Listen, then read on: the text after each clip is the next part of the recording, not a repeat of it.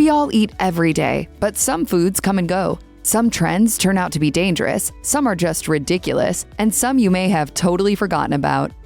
At the beginning of the 20th century, the popular gelatin brand Jell-O saw that customers were making creative salads using their product. In an effort to capitalize on the trend, they released some truly ridiculous savory flavors, including celery, seasoned tomato, and Italian salad. Starting in the 1950s, people had started mixing fruity Jell-O flavors with seemingly everything else, including meat, vegetables, and seafood. Jell-O salads reached a new height at the start of the 1960s. Back then, people came up with elaborate Jell-O creations that would have diners questioning whether they were looking at an edible plate or a work of abstract art.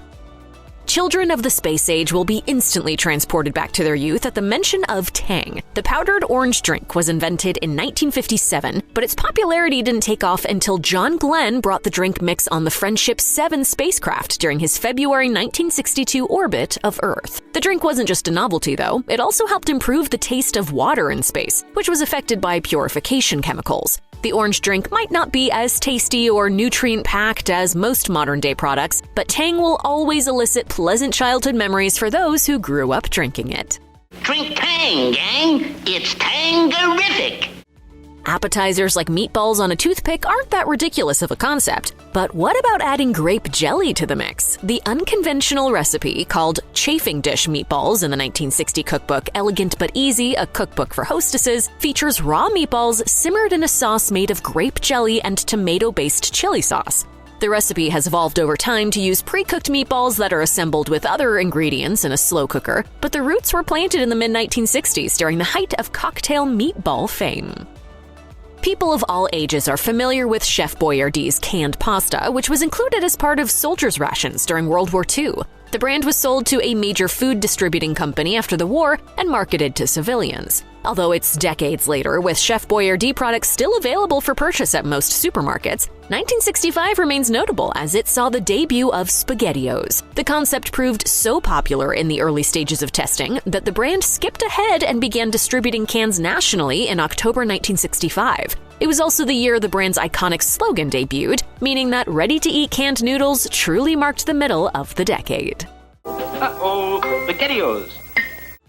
The drinking man's diet began in 1964 when Robert Cameron started selling a pamphlet of the same name for $1, touting a diet that allowed participants to both drink and lose weight. Cameron's theory was rooted in the idea that liquors like whiskey or gin have trace amounts of carbohydrates, so hypothetically, a person can have as much meat and seafood as they want alongside a stiff drink and still lose weight. The boozy diet is far from healthy or safe, but it sure was popular. The Drinking Man's Diet sold more than 2.4 million copies in 13 languages just 2 years after its release. After hitting store shelves in 1966, Easy Cheese forever changed the way we think of cheese and crackers. In its early years, the brand tried to tell everyone that Easy Cheese can go on everything from vegetables to hard-boiled eggs. There were even recipes for cocktail party appetizers using spray cheese, which was supposed to be somewhat gourmet at the time. For those with a particular taste for spray cheese, Easy Cheese branding even claimed that the stuff was good on fresh fruit. Now that's an adventurous palate. Freeze-dried food has been key for backpackers for decades, but the height of freeze-dried food's popularity undoubtedly came during the space race of the 1960s. Why not eat what the astronauts eat? NASA helped advance freeze-drying technology, but as popular as astronaut ice cream may be in gift shops, it only ever made it to space during the 1968 Apollo 7 mission. It turns out freeze-dried ice cream isn't very appetizing or practical, making it more of a novelty item than a must-have for space travelers. The 1970s would be nothing without fondue, as chic parties brought people together over gooey cheese. There's nothing overly complicated about melting down cheese and dipping food in it. It's the act that makes it special, as it prompts conversation and connection among those gathered around the pot. Fondue was part of exhibits sponsored by Swiss Industries during the 1964 World's Fair in New York. A dish that started as a simple way to use up stale bread ended up marking the 1970s almost as much as disco or feathered hair.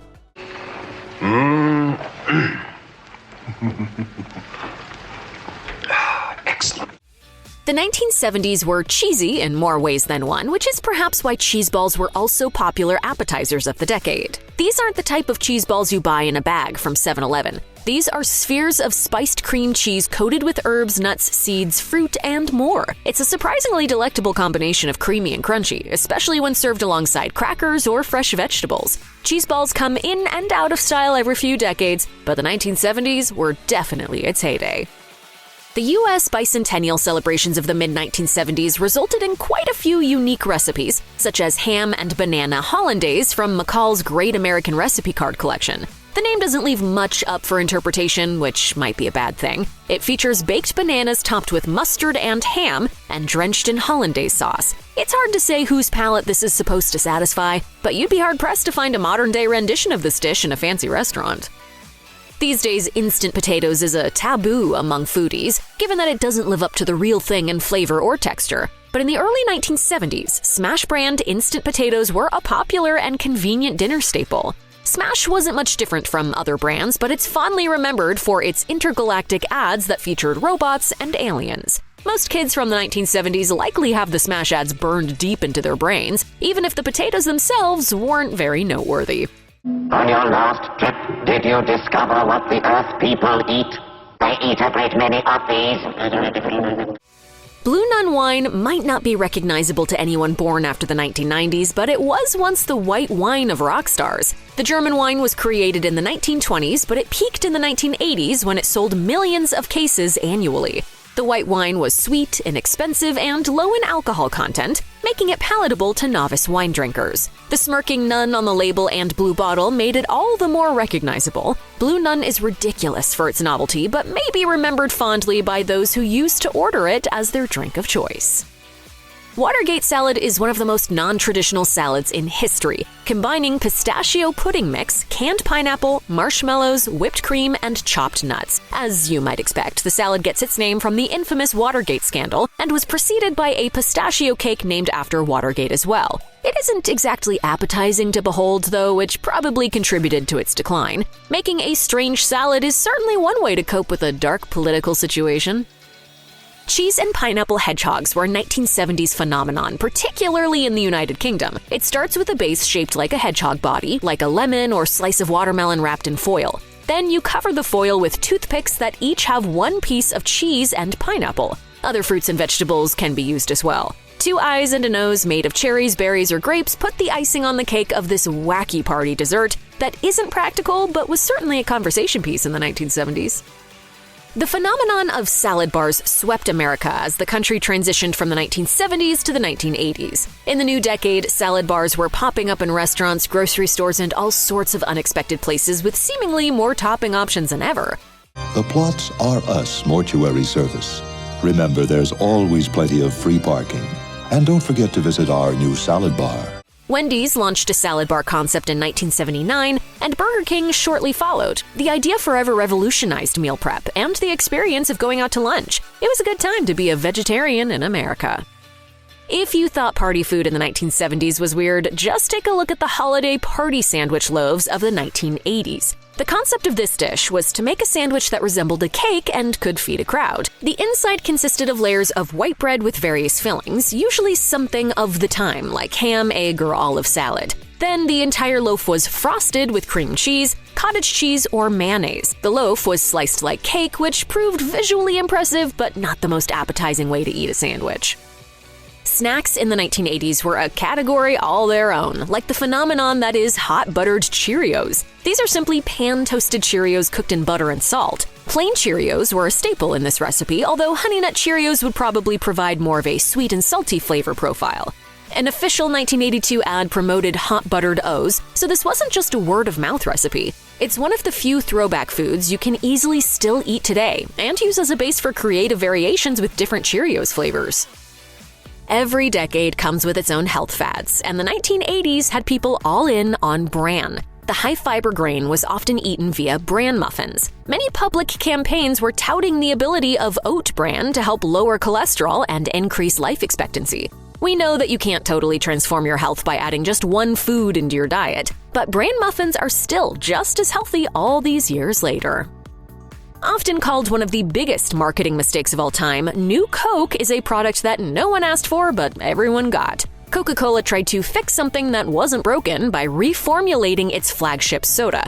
resulting in protests, people hoarding cases of old Coke, and thousands of angry phone calls to brand headquarters. The company quickly started selling the classic formula again once it became clear that the stunt was a flop. But anyone who lived through the 1980s probably still remembers the New Coke chaos. Do you want New Coke, Classic Coke, Cherry Coke, Diet Coke, or caffeine-free Coke? Crisco is still available, but in the 1980s it completely transformed home cooking. The original Crisco formula was full of trans fat, meaning it fell out of popularity when people learned about its negative health impacts.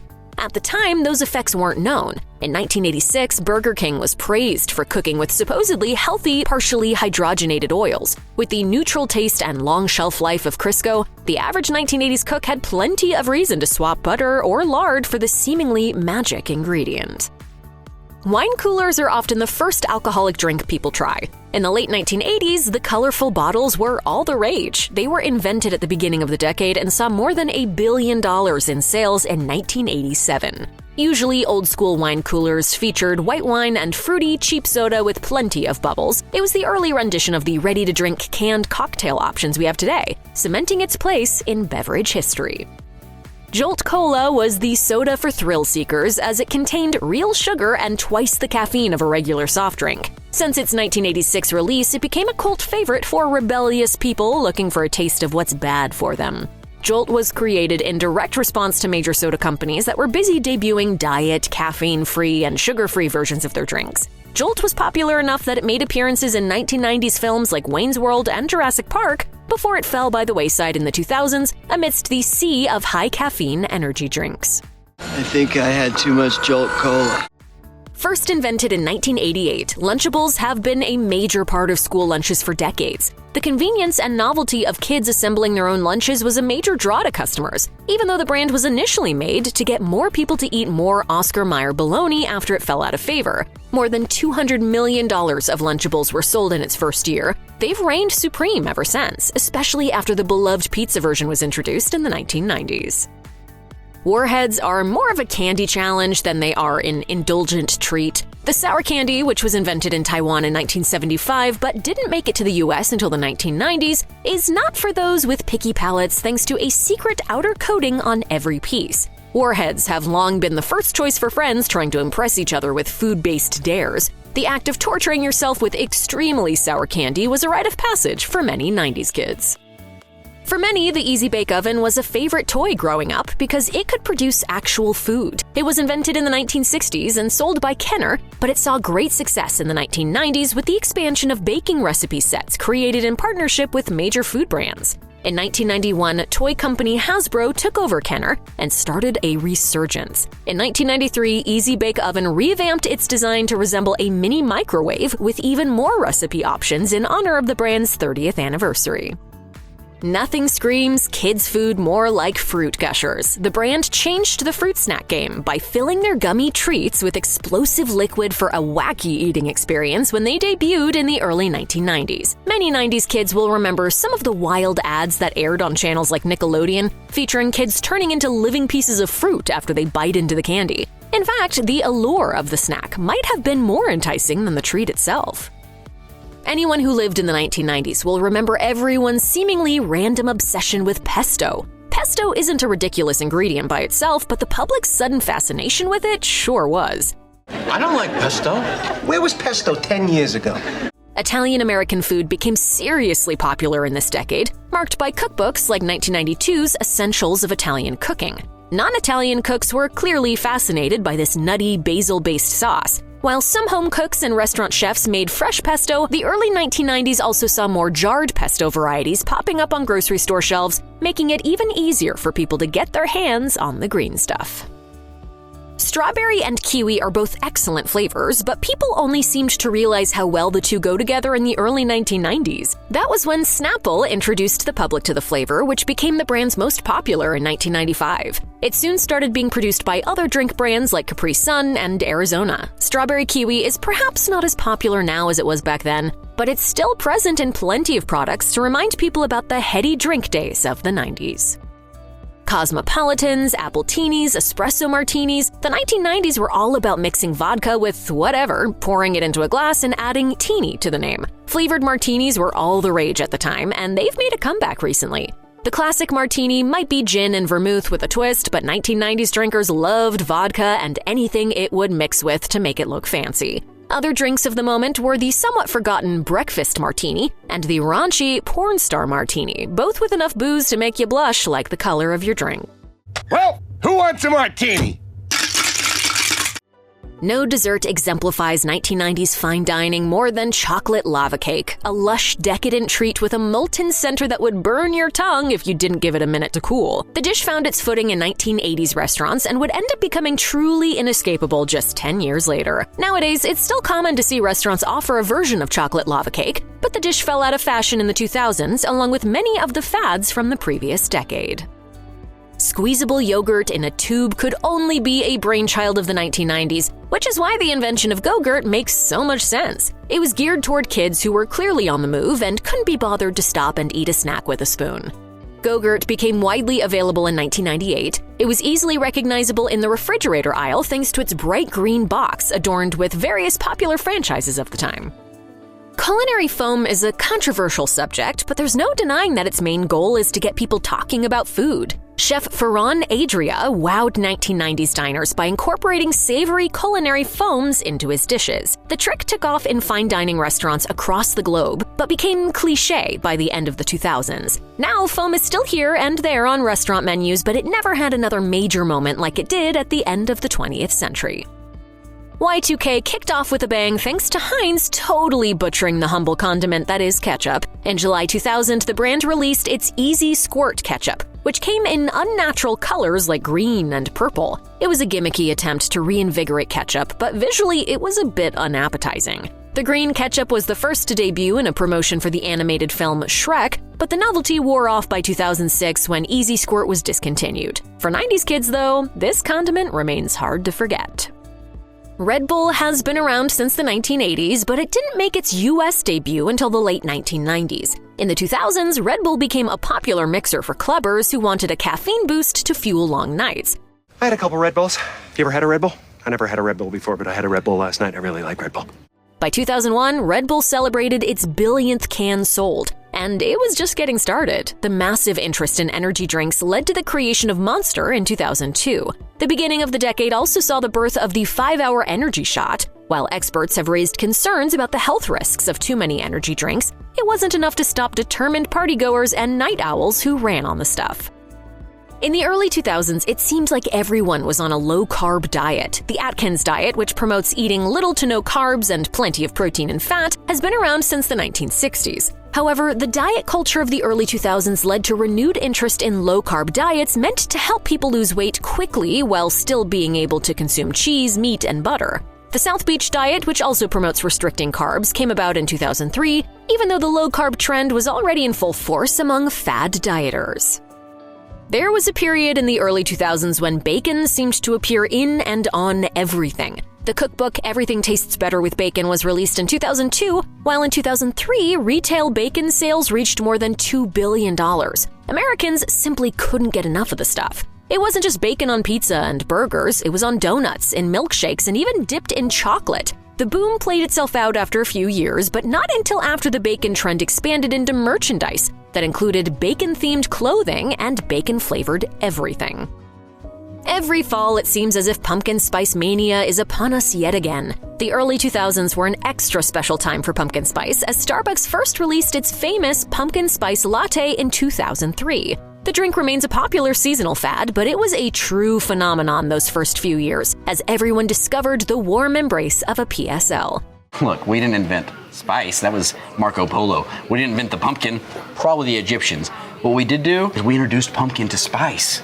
The flavor also had a viral moment when the internet realized that there was no actual pumpkin in a pumpkin spice latte, because the flavor comes from the mix of seasonings used to flavor pumpkin pie. Starbucks has since added actual pumpkin puree to the drink mix.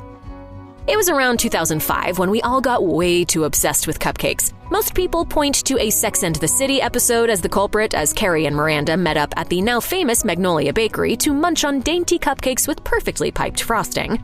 Perhaps it's that one scene that helped vault cupcakes into food trend stardom. 2005 was also the year the famous Sprinkles Cupcake Bakery opened its doors, expanding the public's perception of cupcakes as more than kids' birthday party treats. The widespread popularity of cupcakes was long-lasting, leading to the 2009 premiere of Cupcake Wars on Food Network. Green smoothies definitely have plenty of health food benefits, but the fad of drinking them was more of a rite of passage than an enjoyable snack when they first debuted in the 2000s. There wasn't one particular green smoothie recipe that was particularly popular at the time. Instead, most involved adding run-of-the-mill green vegetables into the blender with more typical smoothie ingredients like bananas or strawberries. The idea of adding ingredients like spinach or avocado to bump up the nutrients was all the rage for several years.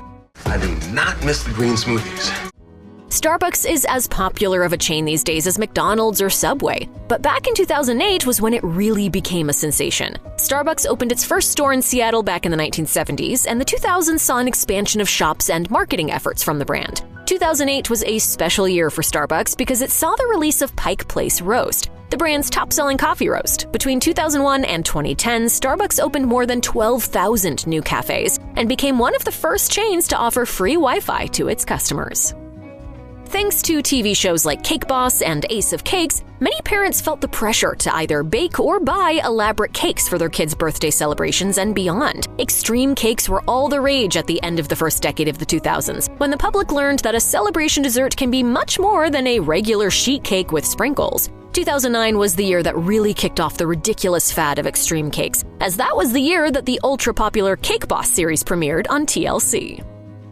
Kale is another innocuous ingredient that became a food craze at the start of the 2010s. Kale is a dense leafy green with tons of nutrients, but suddenly people started putting it in everything. Kale production in the US grew 60% between 2007 and 2012 to keep up with the demand for kale smoothies, kale chips, and kale salads. The ridiculous fad can be blamed on savvy PR work courtesy of the American Kale Association, which pushed grocery shoppers into believing that kale needed to be included in every dish possible. Guess what the new spinach is? Radicchio? Kale. No. I know, I was just as blown away as you are. Frozen yogurt wasn't exactly a food fad of the 2010s necessarily, but the act of going to the yogurt shop was a common pastime. Popular chains like Pinkberry and Menchie's got their start in the 2000s, and it took a few years for self-serve Froyo to have its major moment. The number of frozen yogurt stores in the US more than doubled between 2009 and 2014, when sales continued to increase year by year. Peak popularity came in 2012, after which the craze died down significantly. However, many people still remember the years around 2012 as ones where they hung out at Froyo shops with friends. People love frozen yogurt. I don't know what to tell you. It took a while for a worthy drink to truly compete with coffee as the supreme morning beverage. Then Americans caught wind of matcha. Part of the craze can be attributed to a 2015 Instagram post from Gwyneth Paltrow, who raved about her love of the green powder made from tea leaves. Matcha has been a staple in Japan for centuries, but it took US consumers a bit longer to catch on. Some people were likely influenced by social media to try matcha and keep up with the trends, but were quick to go back to their daily cup of coffee to fuel their mornings. Others were permanently hooked. One of the most prevalent food trends of the 2010s was the explosion of avocado toast. By 2016, countless people in the US had discovered that avocado tastes amazing smashed on toast, meaning that brunch would never be the same. It was so popular that an Australian millionaire suggested that millennials stop buying expensive avocado toast and focus on trying to buy a home instead, a quip that soon became its own viral sensation. Avocado toast is one of the first food trends that was largely fueled by social media, which ultimately changed the way food becomes trendy. 2020 was a strange year, as the COVID-19 pandemic had people stuck at home, spending a lot more time in their kitchens. One popular fad at the beginning of the pandemic was Dalgona whipped coffee, which got its start on TikTok. The recipe isn't much different than your average latte, but the execution adds more interesting textures to the coffee-based drink. The craze seemingly died down as quickly as it popped up, but there are more than a few people out there who still enjoy a homemade Dalgona every once in a while. TikTok has been a major factor in developing food trends of the 2020s, and the year that everyone started turning any dish into a charcuterie board was no exception. What's that? No time to explain charcuterie, pal. Charcuterie boards have been popular on social media for a while. They're visually appealing and appetizing after all, but in 2021, it was a bit much. That was when people started to make board versions of almost everything, including brunch, hot wings, and even fast food menu items. People even started hosting board parties where guests would bring themed boards to share with friends. Perhaps the trend faded because it's not in line with the true definition of charcuterie and seems more like it was created as an excuse for people to play with their food. You probably weren't born in 2022 if you made it this far, but nevertheless, there was no weird food trend to mark the year quite like the pink sauce. After it went viral on TikTok, people became fascinated with the homemade sauce that somehow had a hot pink hue. The launch of the sauce wasn't without some social media drama after its creator Veronica Shaw was accused of poor food safety practices. Eventually, the FDA stepped in, but Shaw was never fined and is now legally in the clear. Now that it's been sorted out, people can actually buy pink sauce at certain retail locations, usually not looking so pink. Glitter, even edible glitter, isn't new, but it wasn't until 2017 that news broke that coffee shops had started using edible glitter to jazz up their cappuccinos. Now Instagrammers are even adding edible glitter to their coffee at home. Why? Because it's all about the presentation. Information on whether or not the glitter gets stuck in your insides as relentlessly as it gets stuck everywhere else isn't included in the menu description. Thanks to social media, we're developing all kinds of food trends that hinge on appearance rather than just on taste. Take a quick glance and you'll definitely find some rainbow food. While there are some things that seem like they were made to be turned into rainbow-inspired creations, others maybe not so much. There's rainbow burgers, rainbow sushi, rainbow grilled cheese, rainbow bagels, rainbow pizza, and even rainbow hot dogs. If savory rainbow food isn't your thing, just look at the trend of galaxy-themed desserts. They look amazing, and they include everything from cakes and cookies to candy apples and lollipops, all decorated to look like something that was plucked right out of the night sky. Between rainbows and your very own starry night, this all brings us to a very, very important question. What will future generations think when they see your Instagram? No way! Quick, think of two types of deliciousness that should absolutely never, under any circumstances, be mixed together. If you said cheese and tea, you'd probably agree with a ton of people, but another ton swear it's the best thing since sliced bread. Ooh, I actually like it. I do. You never thought this would taste like this. According to The Independent, this particular trend started in Taiwan. To be more precise, it's iced tea topped with whipped cheese. Does that clarification make it any better? We're not sure. The trend started by using powdered cheese and moved on to incorporate whipped cream cheese. It started to spread outside of Asia by hitting the US and the UK first. Considering how seriously the Brits take their tea, this is pretty much blasphemy. There are a lot of incredibly important discoveries that have been made over the course of mankind's existence, and the discovery that you can deep fry pretty much anything set a massive precedent for American food trends in the 21st century. Are we proud of this? We're not sure, but you have to admit the fact that you can deep fry soda is pretty impressive. Look what you did! Also on the list of surprisingly friable foods are pizza, Reese's Peanut Butter Cups, Oreos, cheesecake, apples, moon pies, cupcakes, jelly beans, starfish, tarantulas, seahorses, and more bugs than you'd be comfortable thinking about. Also, deep-fried beer ravioli are a thing too, and that's definitely important. Hey, Billy, can you deep fry your shoes? Hey, no problem. Got nothing to lose.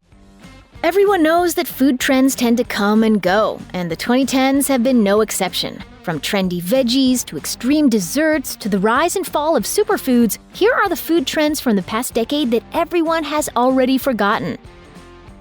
In 2013, quinoa was the superfood that took the world by storm. It was even dubbed the International Year of Quinoa by the United Nations Food and Agriculture Organization. So yeah, big year for quinoa. This superfood became especially popular on the health food market, offering a product that was high in protein and fiber, all while being gluten-free and full of vitamins, minerals, and essential amino acids. And as this picture-perfect superfood grew in popularity, a whole industry grew around it. In 2014 alone, the United States imported almost 70 million pounds of the hyper-popular grain. But as the quinoa craze continued to blossom, people started to realize that the grain came with its downsides. In 2013, The Guardian reported that the price of quinoa had tripled since 2006. And while Western consumers had to pay just a little bit extra for the superfood, the people really affected by the price hike were those in Bolivia and Peru, where the grain naturally grows. Thanks to its insane popularity overseas, the people of those countries were no longer able to afford a food they had been accustomed to for hundreds of years. Nowadays, it appears that Americans are moving on from quinoa. Looking at Google Trends data, the term quinoa has plummeted in popularity, only occasionally spiking around the time people start taking on New Year's resolutions.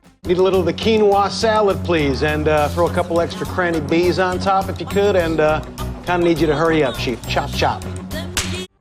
The rise of the cake pop era really began when an image of some maid by Angie Dudley, also known as Bakerella, went viral after being posted on a cupcake website. She was then invited to teach Martha Stewart how to make the bite-sized treat in 2008, and the world subsequently went crazy, and the cake pop only grew in popularity as the decade turned. A cake pop is made from a crumbled-up cake, mixed with frosting, and formed into a ball. It's then coated with melted almond bark or melted chocolate, sometimes incorporating fondant decorations along the way. It's a treat that takes a number of steps, ingredients, and a lot of diligence to make. As people have realized just how hard they are to make, the trend has fizzled out. According to Google Trends data, cake pops saw a huge spike in people's search histories in 2011 and stabilized a little through the beginning of 2013. Since then, however, the term has experienced a steady decline. The cake pop still lives on, most notably at Starbucks, but it's certainly no longer the wedding or birthday party sensation it once was.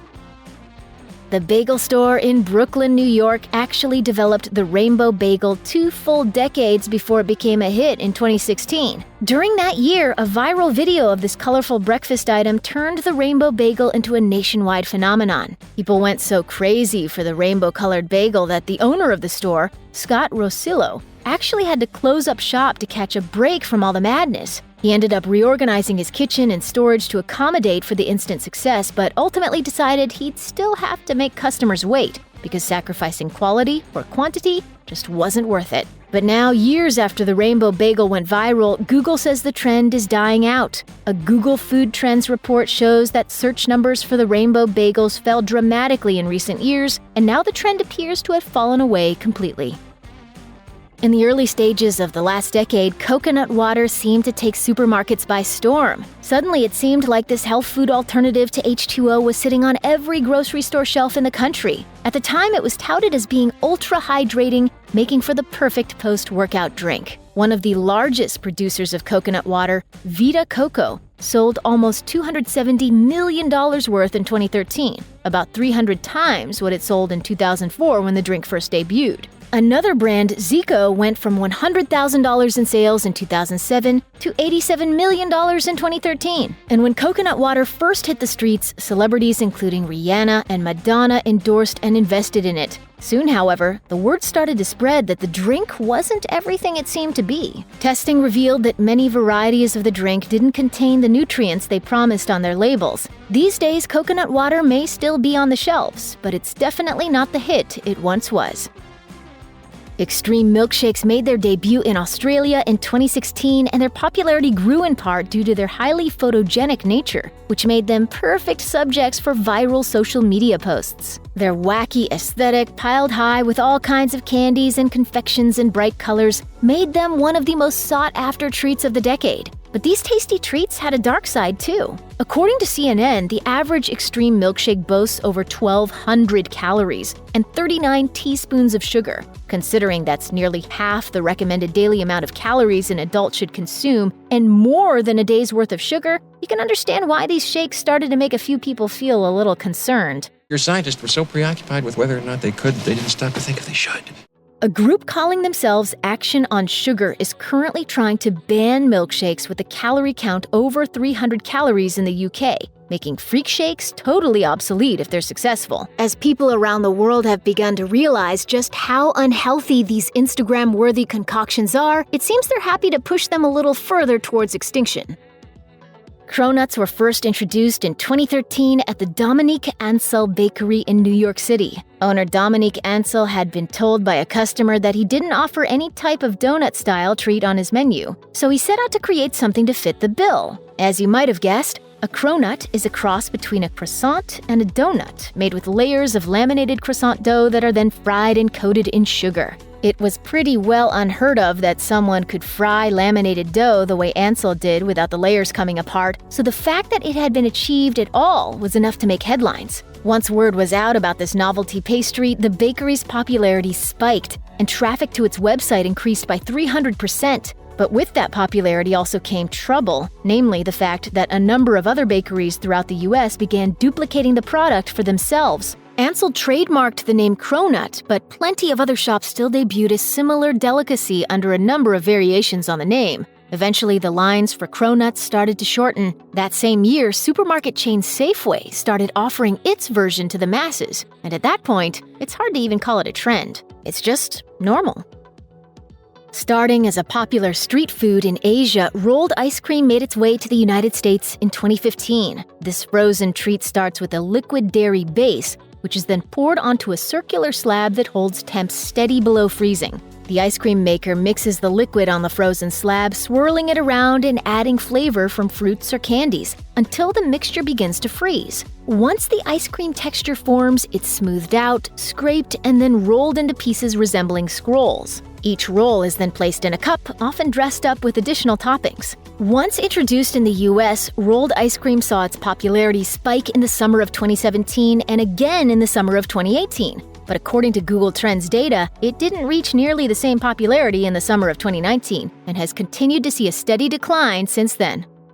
What if turning copious amounts of pasta into a health food was possible? Well, in 2015, this possibility became reality. Zoodles are thin, spiralized noodles made from zucchini, and they quickly became the ultimate replacement for pasta, allowing consumers to enjoy a robust pasta-like dish without any of the carbs that come with it. Zoodles took social media by storm, with a host of food bloggers and TV personalities producing endless new recipes based around zucchini spirals. Unfortunately, the health benefits of Zoodles have since been called into question. Kathleen Keller, professor of nutritional sciences and food science at Penn State University, told The Atlantic that eating lots of fake junk food such as Zoodles has the tendency to backfire. When something is deemed healthy, people are more likely to eat more of it, just as people began to do with Zoodles. Since the vegetable noodles are not as filling as pasta, people started adding more toppings than ever before, and these toppings can often be pretty unhealthy too. Zoodles are still kind of popular these days, but they're not the super popular trend they used to be. And there's a good chance this is because people have realized they can eat pasta after all, as long as they keep their portion sizes down. So long, Zoodles.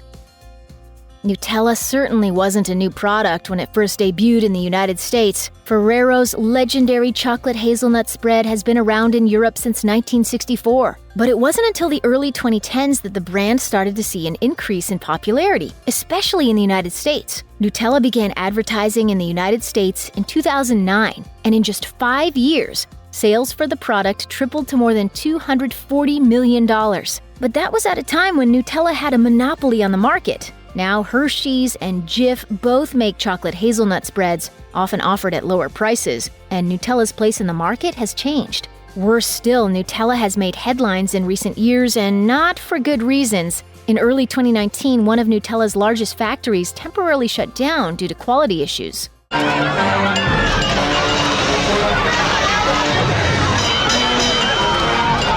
Then, in mid-2019, workers at a Nutella factory in France went on strike, demanding higher pay and ultimately halting production for a period of time. Even Google Trends data suggests people are showing less interest in the chocolatey hazelnut spread than they once did. As the world enters a new decade, it seems that those iconic Nutella jars could become relics of the past. 2017 saw the food world gripped by a truly bizarre trend: activated charcoal. Before anyone could figure out what was happening, foods with a strange black hue had begun to take over social media, and everything from ice cream cones to lattes to hamburger buns were incorporating this new craze. The charcoal found in these trendy foods comes from the charcoal of burned organic matter. Often the remnants of wood or coconut shells is used, and once exposed to specific gases at high temperatures, the charcoal becomes activated, giving it the ability to bind to anything it touches. This is actually the same concept that hospitals have used for decades to prevent overdoses, with doctors introducing the charcoal into victims' bodies to hinder a drug's absorption by the body. As a result, the activated charcoal became far more than just a colorful food craze, as people began to believe it could help prevent hangovers, counteract food poisoning, or even work as a detox ingredient with anti-aging benefits, weight loss benefits, and everything in between. But with popularity came scrutiny, and questions were soon raised about the real effects charcoal could have on your body. Because while activated charcoal might absorb all the bad stuff in your body, there's a good chance it's taking away good stuff too. Today, people are still debating whether it's safe to add activated charcoal to food products. But one thing that's pretty hard to argue is that people just aren't as interested in this particular craze as they used to be. Some food trends, as fresh and exciting as they may seem, are actually potentially pretty dangerous. Popularity doesn't mean the people pushing a particular fad have really done their research. Here are some of the most surprisingly harmful food trends and techniques you've probably seen show up in your social media feeds. All right, well, be real careful because it's hot.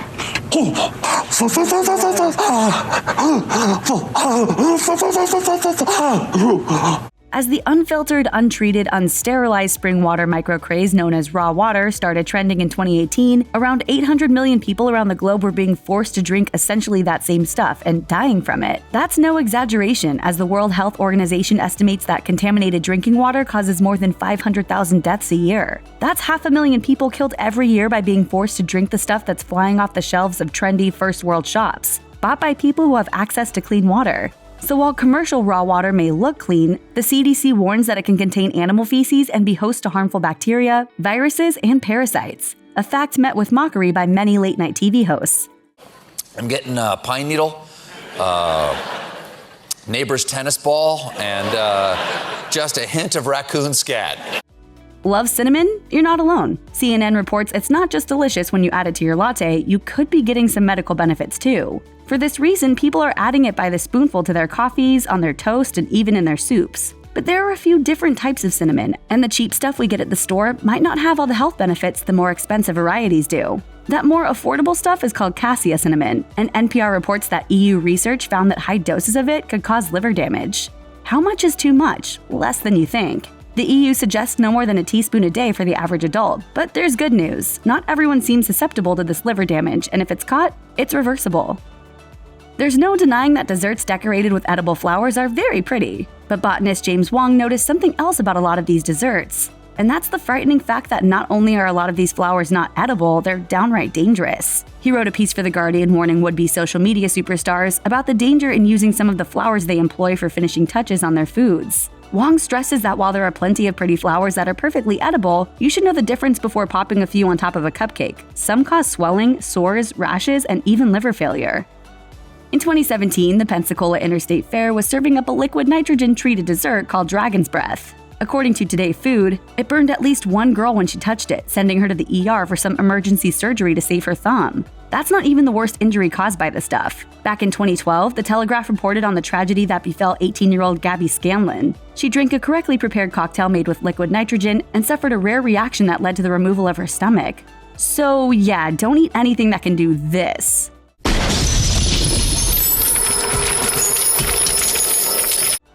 Kombucha has been regaled as a cure-all for conditions and ailments ranging from high blood pressure and arthritis to cancer, but according to the National Capital Poison Center, your homemade kombucha might come with a serious risk. Because of the process used to make homebrew kombucha, there's a chance the brew will turn toxic. Since it's highly acidic, it can eat away at whatever container it's been fermented in and become contaminated. The Poison Center says there have been reports of lead poisoning and hepatitis stemming from home brews, and people have developed conditions like inflamed heart muscles, cardiac arrest, and severe muscle weakness.